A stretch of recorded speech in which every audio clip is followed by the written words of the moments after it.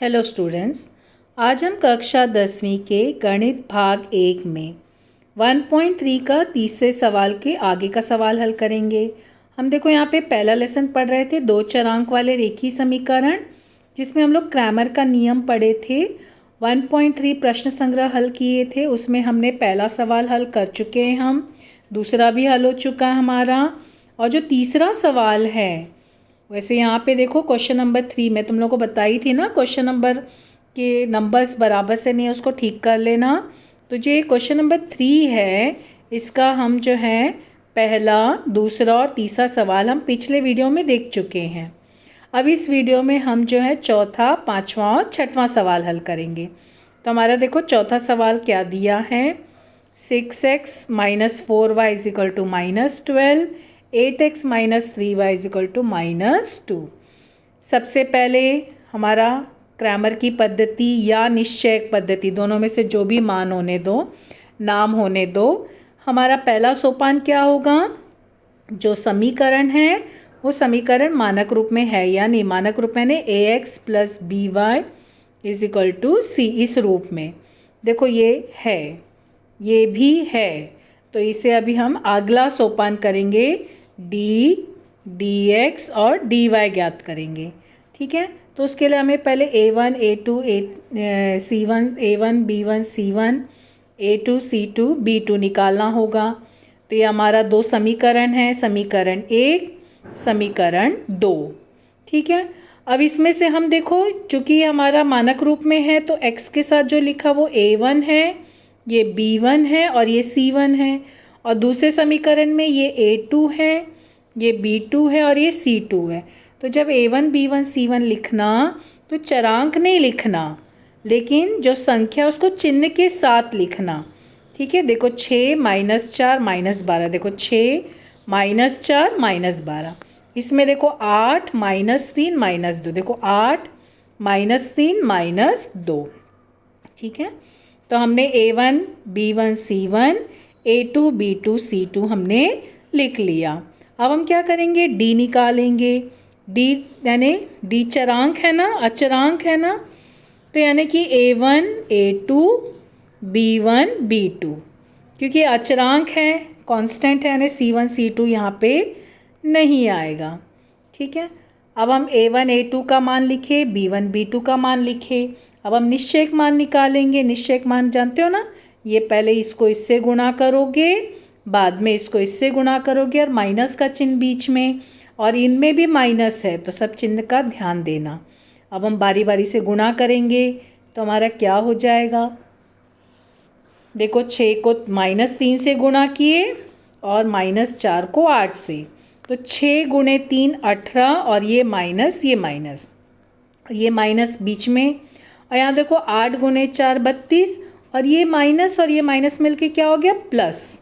अब देखो यहाँ पे एक प्लस से एक माइनस से, मतलब हमको घटाना है, तो तुम 32 में से 18 घटाओगे। अगर तुम डायरेक्ट घटा पा रहे तो ठीक है, ना तो साइड में पेंसिल से रफ कार्य कर लेना। ये साइड में पेंसिल से करना। 12 में से 8 गया 4, 2 में से 1 गया, देखो ये 14 है ना।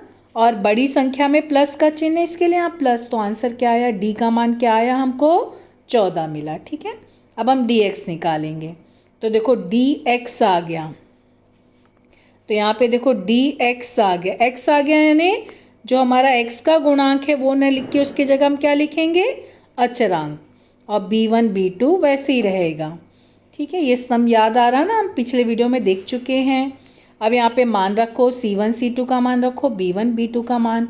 अब यहाँ पे देखो निश्चयक मान निकालो, 12 को इससे गुणा करो, 4 को इससे, चिन्ह के साथ लेना, और बीच में भी माइनस का चिन्ह है। सब चिन्ह का ध्यान देना, अच्छे से कोष्टक में लिखोगे, चिन्ह का मिस्टेक नहीं होना चाहिए। तो देखो -12 और -3 कोष्टक में लिखे, और ये बड़ा कोष्टक, सब कोष्टक में ही लिखना, फिर बीच में माइनस का चिन्ह, फिर बड़ा कोष्टक। अब देखो -4 × -2, तो -4 × -2। ठीक है, ये गुणा हो गया। अब देखो यहाँ पे 12 × 3 36, माइनस माइनस प्लस, फिर ये माइनस यहाँ का माइनस है, 4 गुणे 2 8 और माइनस माइनस प्लस, लेकिन ये बाहर माइनस है ना, इसके लिए यहाँ माइनस। तो देखो ये प्लस है ये माइनस है, प्लस का चिन्ह लगाया नहीं जाता, इसके लिए यहाँ नहीं लगा है। 36 में से 8 घटा 28। अगर डायरेक्ट कर पा रहे हो तो ठीक है, नहीं तो रफ कार्य कर लो। 36 में से 8 घटा लो, 16 हुआ ना, 16 में से 8 गया 8 और 2 बचा 28, हो गया आंसर। रफ कार्य कर सकते हो, साइड में पेंसिल से रफ कार्य कर लेना। अब हम क्या निकालेंगे, डी वाई निकालेंगे। तो देखो डी वाई आ गया है ना, डी वाई है। वाई है मतलब क्या करना है, जो वाई का गुणांक है वो उसके जगह पे अचरांक, बाकी A1 A2 वैसे ही लिखना, ठीक है। तो यहाँ पर अब हम क्या करेंगे, ये जो मान है वो मान रखोगे इसमें। तो यहाँ पर मान रखा गया, A1 A2 का मान, C1 C2 का मान। अब हम क्या करेंगे, इसको गुणा करेंगे, 6 को -2 से और -12 को 8 से। चिन्ह का ध्यान देना, सब चिन्ह अच्छे से लिखना। तो यहाँ पे गुणा किया गया है, 6 गुणे -2 और -12 गुणे 8 और ये बीच में 12। तो देखो 6 गुणे 2 12 और माइनस का चिन्ह, यहाँ पे 12 गुणे 8 96 और माइनस माइनस मिलके प्लस। लेकिन देखो एक प्लस एक माइनस है, यानी घटाना है। तो 96 में से 12 घटा दिए, रफ कार्य कर लो। डायरेक्ट हो रहा तो डायरेक्ट करो, नहीं तो रफ में कर लो। तो 6 में से 2 गया 4, 9 में से 1 गया 8। देखो 84 84 बड़ी संख्या प्लस है ना, देखो 96 बड़ी संख्या प्लस है, इसके लिए चिन्ह भी प्लस। ये हमारा क्या हो गया, dx हो गया। अब हम क्या निकालेंगे, ये हमारा dy हो गया ना, तो ये dy हो गया। तो d dx dy निकल गया। अब क्रैमर की पद्धति लगाएंगे। तो हमारा क्रैमर का पद्धति क्या है, x बराबर dx बटे d, y बराबर dy बटे d। ये हमारा सूत्र लिख लिए। अब क्या करेंगे हम, इसमें मान रखो। तो dx का मान क्या मिला था हमको, 28 और d 14 था, dy 84 है और d 14। देखो अब क्या किससे कट रहा है, देखो 14 गुणे 2 28 है ना, और यहाँ पे 14 गुणे 6 84 होता है, 84 होता है। तो देखो x का मान 2 मिला, y का मान 6 मिला। x बराबर 2 y बराबर 6। तो हमारा आंसर कैसे होना चाहिए, कथन में होना चाहिए ना। तो देखो लिखोगे पहले x बराबर 2 y बराबर 6 निकाल लिए।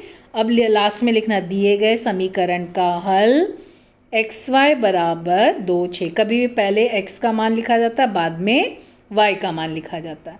तो ये हमारा कौन सा सवाल हल हुआ, चौथा सवाल। चलो अब हम 5वें सवाल पे आएंगे। हमारा 5वां सवाल देखो क्या दिया है। देखो ये सवाल है 4m + 6n = 54। देखो मानक रूप में है। ये कौन से चरांक में, m और n चरांक में। फिर यहाँ पे देखो ये दोनों मानक रूप में है। तो यानी दोनों भी समीकरण हमारा मानक रूप में है। समीकरण मानक रूप में तो a1 b1 c1 a2 b2 c2 लिख लो, है ना। कैसे होगा, जो देखो ये हमारा समीकरण 1 है, ये समीकरण 2 है। तो यहाँ पे m के साथ जो लिखा वो a1 है, n के साथ जो लिखा वो b1 है और ये c1 है। यहाँ m के साथ जो लिखा वो a2 है, ये b2 है और ये c2 है। तो सेम चीज़ अब यहाँ पे हम लिख लेंगे, a1 क्या है, b1 क्या है, c1 क्या है। चिन्ह के साथ लिखना, चरांक नहीं लगाना, चिन्ह लगाना सिर्फ। हाँ, तो यहाँ पे देखो a1 मिल लिया, a1 b1 c1 a2 b2 c2 लिख लिए। अब क्या करेंगे, हम d का मान निकालेंगे। तो d हमारा देखो अचर है, d संख्या। तो अब हम क्या करेंगे, अचर है ना, तो यानी a1 a2 b1 b2, अचरांक c1 c2 यहाँ पर नहीं आएगा। फिर a1 का मान a2 का मान लिखे, b1 b2 लिख लिए। अब क्या करोगे, निश्चयक मान निकालोगे। अब हम देखो निश्चयक मान कैसे निकालते, 4 को 2 से गुणा करना, 6 को 3 से और बीच में माइनस का चिन्ह। अब गुणा करेंगे हम लोग। तो देखो 4 को 2 से, 6 को 3 से। तो 4 गुणे 2 8, 6 गुणे 3 18, लेकिन बीच में माइनस है ना, तो यहाँ माइनस। अब देखो 1 + 1 माइनस यानी घटेगा। तो 18 में से 8 घटा 10। माइनस का चिन्ह क्यों लगा यहाँ पे, देखो माइनस, बड़ी संख्या माइनस है ना, इसके लिए यहाँ भी -10। तो ये हमारा क्या निकला, ये हमारा D निकला। ठीक है, अभी हमें क्या निकालना है, dx। तो देखो अभी हमें dx, याद रखना x आ गया, यानी कि जो x का गुणांक है उसकी जगह पे हम क्या लिखेंगे, अचरांक c1 c2। बाकी b1 b2 वैसे ही रहेगा। ठीक है, c1 c2 का मान लिखे, b1 b2 का मान लिखे। अब हम क्या करेंगे, इसको इससे गुणा किए और इसको इससे गुणा किए। ठीक है, निश्चयक मान निकाल रहे हैं ना, निश्चयक मान हम 1.3 के पहले सवाल, पहला दूसरा सवाल देखे थे ना। तो देखो यहाँ पर ये इससे गुणा हुआ इससे और बीच में माइनस का चिन्ह, तो 54 गुणे 2 108 और 6 गुणे 28 168। अब बीच में माइनस है ना, तो यानी क्या करना, हमको घटाना है। तो घटाएं, तो घटा के हमको कितना मिला, -60। क्यों माइनस मिला यहाँ पे, -60? देखो -168 बड़ा है ना, अगर तुम घटा पा रहे हो डायरेक्ट तो ठीक है, नहीं तो रफ कार्य कर लो। 168 में से 108 घटाओ, 8 में से 8 गया 0, 6, तो देखो यहाँ पे 60 मिला ना हमको, 60। ठीक है, और बड़ी संख्या माइनस है तो यहाँ माइनस का चिन्ह आ गया। तो ये हमको क्या मिला, dx। अब हम क्या निकालेंगे, dy। देखो y आ गया, y आ गया, मतलब y का गुणांक नहीं लिखोगे, उसकी जगह c1 c2 लिखे। x आया तो x का गुणांक नहीं लिखना, y आया तो y का नहीं लिखना, बस याद रखना, सिंपल एकदम। तो a1 a2 का मान यहाँ लिखे, c1 c2 का मान यहाँ लिखे। अब क्या करोगे, निश्चयक मान निकालोगे। 4 को 28 से गुणा करोगे, 54 को 3 से और बीच में माइनस लगाना। चलो अब गुणा करते हैं हम लोग। तो देखो हमको क्या मिला, 4 गुणे 28 112, 54 गुणे 3 162। ठीक है, घटाओगे तो घटाने पर देखो बड़ी संख्या माइनस है ना, तो -50। 2 में से 2 घटा 0, 6 में से 1 घटा 5, 1 में से 1 घटा 0, 50। अगर मौखिक कर पा रहे हो तो ठीक है, ना तो रफ कार्य कर लेना। और बड़ी संख्या का चिन्ह माइनस है तो माइनस लिखे। तो ये हमको क्या मिला, d जो है x मिला। अब हम निकालेंगे dy, सॉरी ये dy मिला है ना, हमारा dy आया है ना, ये हम dy निकाले। अब हम क्या करेंगे, क्रैमर का पद्धति लिखेंगे। क्रैमर का नियम का सूत्र हमारा क्या है, क्रैमर पद्धति के अनुसार। ठीक है, क्वेश्चन में देखना तुम्हें कौन सी पद्धति का नाम लिखा, वो पद्धति का नाम यहाँ लिखना। x बराबर dx अपॉन डी, y बराबर dy अपॉन डी। सूत्र लिखोगे, सूत्र लिखने के बाद क्या करोगे, जो आंसर्स मिले हैं वो इसमें लिखो। हमको dx कितना मिला था, माइनस चिन्ह के साथ लिखना। हाँ, आंसर जब लिखना ना तो चिन्ह के साथ लिखना। तो ये -60 अपॉन -10, -50 अपॉन -10। देखो क्या कट रहा है, माइनस माइनस कट गया और यहाँ 10 गुणे 6, यहाँ भी माइनस माइनस कट गया, 10 गुणे 5, यानी x का मान 6, y का मान 5। ठीक है, अब क्या बाकी है, देखो समीकरण को कथन में लिखना है ना, तब कथन में लिखना, दिए गए समीकरण का हल, है ना, कथन का सवाल है। तो दिए गए समीकरण का हल xy बराबर 6 5, कभी भी x पहले लिखते हैं, y बाद में लिखते हैं। हो गया समीकरण का हल। ये हमारा कौन सा सवाल हल हुआ, 5वां सवाल। अब हम आएंगे 6वें सवाल पे। देखो हमारा 6वां सवाल क्या है, ये हमारा 6वां सवाल 2x + 3y बराबर 2 मानक रूप में है। फिर x - y अपॉन 2 = 1/2, ये भी मानक रूप में है, लेकिन यहाँ बटे में आ गया। देखो यहाँ पे सवाल तुम्हारा बटे में आ गया, कोई बात नहीं, बटे में आया तो बटे में रहने दो। तुम चाहो तो इसको मानक रूप में भी ला सकते हो। कैसे करोगे पता है, ये यहाँ पे जो घटक है ना, जो बटे का घटक, तो जो भी लसावी है ना, प्रत्येक पद को उससे गुणा कर दो। लसावी क्या है, यहाँ पे 2 है ना, तो प्रत्येक पद को 2 से गुणा करने पर, ऐसे भी कर सकते हो, दोनों तरीके से कर सकते हो। डायरेक्ट बटे का ही रहने दो, वैसे भी करो या ऐसे भी करो। तो गुणा किए तो ये 2x हो गया, यहाँ गुणा किए तो 2 कट गया, यहाँ गुणा किए तो 2 कट गया, ये समीकरण मिल गया। 2x - y बराबर 1, ये समीकरण 2 हो गया। ऐसे भी कर सकते हो या ऐसे भी लेके कर सकते हो, बटे में, लेकिन ध्यान से। ठीक है, बटे का सवाल है तो बटे में ही लेके लिखना, ध्यान से लिखना। तो हमने देखो a1 b1 c1 लिखे, a2 b2 c2 लिखे। देखो b2 तुम्हारा बटे में है, C2 भी बटे में, ध्यान से। हाँ, अब हम ऐसे बटे में ही लेके हल करना। अब D निकालेंगे तो हमारा D क्या है, D है ना, अचरांक है ना, A1 A2 B1 B2, C1 C2 नहीं लिखना है तो A1 का मान लिखे, A2 का मान लिखे, B1 का मान लिखे, B2 का। B2 तुम्हारा बटे में है ना, बटे में ही लिखना चिन्ह के साथ। अब क्या करोगे, निश्चयक मान, देखो इसको पहले इससे गुणा करना, फिर इसको इससे गुणा करना, तो क्या हो जाएगा, गुणा करेंगे अब हम लोग तो देखो हमको क्या मिला, 2 गुणे -1/2 और 3 गुणे 1 और बीच में माइनस का चिन्ह। ठीक है, अब देखो यहाँ पे ये 2 और ये 2 कट गया और ये माइनस है ना तो -1 और ये माइनस और 1 गुणे 3 3 तो -3। अब देखो यहाँ पे दोनों भी माइनस, जब दोनों भी माइनस होता है तो हम क्या करते हैं, जोड़ते हैं, लेकिन चिन्ह कौन सा लगाएंगे, माइनस का। तो 3 और 1 जुड़ के 4 -4, तो ये हमारा क्या मिला, -4 हमारा क्या है, ये हमारा D का मान आया। ठीक है, D मिल गया।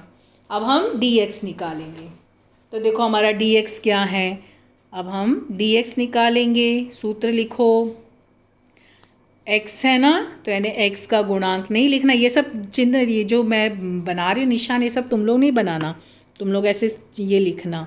ठीक है, और ये A1 B1 C1 C2 B1 B2 confuse अगर हो रहे हो तो इसको मत लिखना, ये लिख लेना। ठीक है, लेकिन गलत नहीं होना चाहिए, मगर टॉपर स्टूडेंट्स को ये भी लिखना है, मार्क्स काटने का मौका नहीं देना एग्जामिनर को, फुल मार्क्स लाना है ना, तो ये सब लिखना, कहीं कोई भी स्टेप छोड़ना नहीं टॉपर स्टूडेंट्स।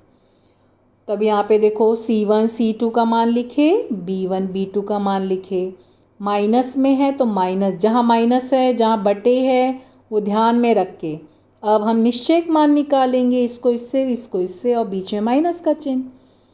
तो देखो निश्चयक मान हम पढ़े हैं ना, 1.3 का पहला दूसरा सवाल हल किए हैं ना, सेम वैसे ही करना है। तो अब यहाँ पे तुम्हारा क्या हो जाएगा, देखो 2 को इससे गुणा किए, 2 और 2 कट गया, -1। अब 3 गुणे 1/2 यानी 3/2 और ये माइनस, अंश अंश से गुणा होता है और बटे में कुछ नहीं, मतलब हर से गुणा होता है, तो -3/2। अब यहाँ पे देखना तुमको क्या मिला, दोनों भी माइनस है, दोनों भी माइनस है, तुमको क्या करना है, जोड़ना है। ठीक है, कैसे करोगे ये सवाल, कैसे करोगे, कुछ नहीं है तो बटे 1 ले लेना। तो याद आ रहा है, हम लोग ऐसे इसको इससे गुणा किए 2 और इसको इससे गुणा किए -2, इसको इससे गुणा किए -3, तो -2 और -3 कितना हुआ, देखो -5, -5/2। तो हमको आंसर क्या मिला, -5/2। ये हमारा क्या आया, dx आया। अब हम क्या निकालेंगे, dy। ध्यान से स्टेप बाय स्टेप ध्यान से करना, मिस्टेक नहीं होने पाए, ये ध्यान रखना। अलजेब्रा में बहुत जल्दी छोटे छोटे मिस्टेक होते हैं, ध्यान रखना, मिस्टेक्स तुम्हारे नहीं होने चाहिए। अब देखो dy, अब dy है ना, y आ गया, y चरांक मतलब y का गुणांक नहीं लिखना है, उसके जगह क्या लिखना है, अचरांक C1 C2। और A1 A2 तो रहेगा, A1 A2 का मान रखे, C1 C2 का मान रखे, चिन्ह के साथ लेना। अब चलो निश्चयक मान निकालेंगे, तो यहाँ पे ये इससे गुणा हुआ, 2 गुणे 1/2, तो ये 2 और 2 कट गया, 1 मिला, और 2 गुणे 1 2 हुआ, -2, कितना मिला हमको, -1। ये हमारा क्या आया, dy, ये हमारा dy। देखो आसान है ना, बहुत आसान है, ध्यान से लिखोगे, कैलकुलेट करोगे, बहुत आसान सब सवाल होते हैं। अब क्या करोगे, क्रैमर की पद्धति के अनुसार सूत्र लिखोगे। सूत्र क्या है यहाँ पे, x = dx/d, y = dy/d, ये तुम्हारा क्या है, सूत्र लिखे। अब क्या करोगे, मान रखोगे, सूत्र लिखना है, बिना सूत्र के हल नहीं करना, आप मान रखो। तो ये dx का मान, ये d का मान, ये dy और ये d। तो यहाँ पर देखो ये माइनस माइनस कट गया, 1/4। आंसर क्या मिला हमको, 1/4। पॉइंट में नहीं लाना, आंसर बटे में ही लिखना। ठीक है,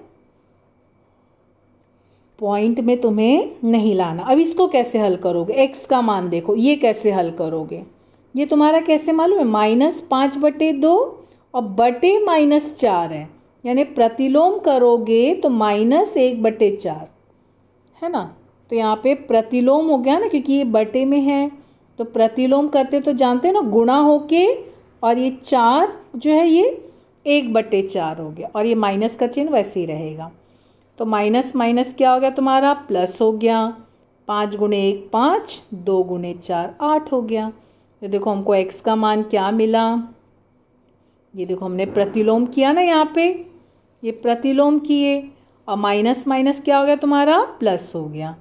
तो हमें आंसर क्या मिला, x बराबर 5/8, y बराबर 1/4। पॉइंट में नहीं लाना, बटे में आंसर आ रहा है तो बटे में ही रहने देना। समीकरण हल करते समय चरांक का जो मान होता है वो हमें बटे में आया है तो बटे में ही रहने देना, इसको पॉइंट में नहीं लाना, ठीक है। तो अभी हमारा क्या स्टेप बाकी है, एक स्टेप बाकी है ना हमारा, क्या बाकी है, हमारा समीकरण का कथन लिखना है ना हमको।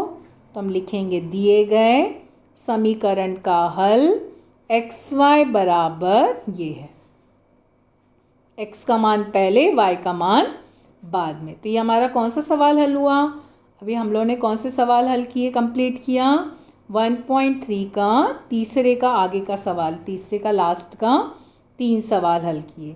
बाकी के सवाल हम पहले वाले वीडियो में कर चुके हैं, ठीक है। तो ये हमारा कंप्लीट होता है 1.3। Thank you.